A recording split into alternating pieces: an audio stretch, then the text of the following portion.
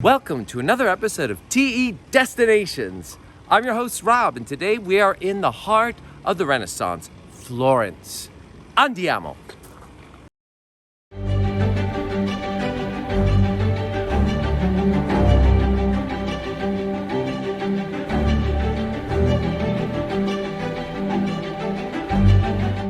So you've already been to one of the most beautiful cities in the world before? Interested in finding out what else you can see off the beaten path? Looking for a bit of open space and some fresh air? Come with me and I'll show you. We go over to the other side of the Arno River, aka Oltrarno, to see some of Florentine's spectacular gardens and, more importantly, enjoy some of the best views of the city. We climb up to the famous Piazzale Michelangelo. We join wondrous TE guide Costanza. So tell us about the walls. Well, here you are lucky because we are in this beautiful cafe. We overlook the whole city, and just behind you, you see over there? So there you have the last portion of the walls, which we had all around the city until the unification of Italy. So until the 1860s, we still had the walls all around Florence. Circle of walls which dated back mainly to the 14th century. San Miniato al Monte, the basilica that we're going to see, the church dates back to 1207, so quite old.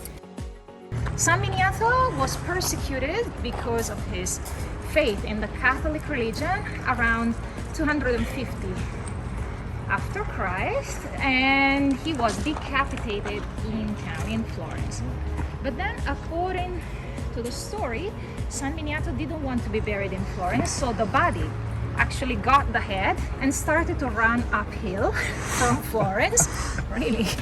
And then finally he stopped here because he wanted to be buried here. So this is the reason why the basilica was then built in this place, a little bit out of town.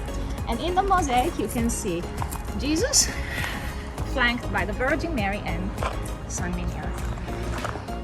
Although I did want to steal her fabulous Gucci sunglasses, I promise I didn't do it. Costanza and I then strolled down the hill to take a peek into the gratifying Giardino delle Rose of Florence.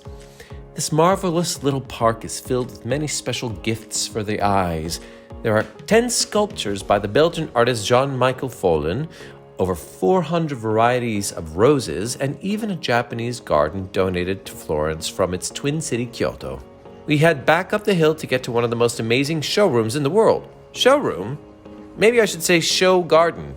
The Villa Bardini was donated to the city of Florence by the famous art collector and dealer Stefano Bardini. He was to have some of the rarest and most highly coveted works of art that he would sell to the highest bidder during a time when Italy did not close its borders to protect its national treasures. We then hop in a car passing an ancient tower that formed part of the defenses of Florence to partake in one of the most important things Florence has contributed to the world: its food. We step into Francesco's to see a classic Florentine restaurant with its rustic yet elegant interior, and apparently it's built on the ruins of an ancient Roman amphitheater. The weather was simply perfect, so we chose to eat outside to bask in the sun and take in the glorious ochre color of the buildings while we start to sip on some luscious red wine called Bibbiano. I'm very excited to finally try the highly coveted Bistecca Fiorentina, but first Costanza convinces me to try some labbredotto. Who knew that a cow's fourth stomach could taste so good? Mamma mia, che buona! This is my first time tasting the famous steak, and it won't be my last. But it is always best when you share it with friends. We say goodbye to Costanza to take a stroll towards some shops selling leather, and eventually we get to the covered central food market.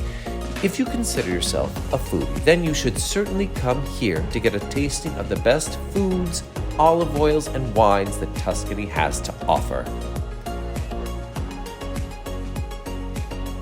The day has not quite finished because we need to check out the most famous of gardens in Florence. And to get there, we return to the Oltrarno by crossing the Ponte Vecchio to the humble abode of the Medici family. Well, not really so humble, but rather imposing, and certainly a sign of power to let people know they were a force to be reckoned with. Once you get past the gates and imposing facade, then you can find the elegance and beauty within the hard rustic stonework. A lovely and vast open green space that is filled with fountains, grottos, and even an Egyptian obelisk that was so highly admired, these gardens, by those who visited. The gardens became a template for how the royalty of Europe should have their own gardens.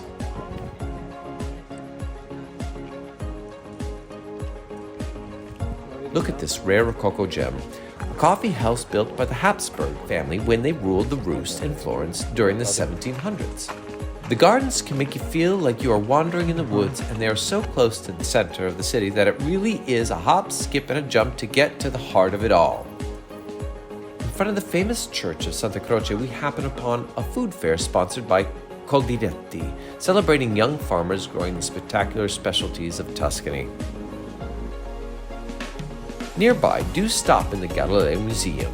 This uncrowded space is a favorite for any who come to visit it. For good luck, make sure to touch the boar's snout at the Mercato del Porcellino, and as we head back to our hotel for a cocktail, we can't not stop by for a piccolo saluto at this magnificent building. Thanks for watching our video, and a special thanks to Through Eternity Tours. We hope you enjoyed our day of Florence off the beaten path. Please remember to subscribe. Ciao!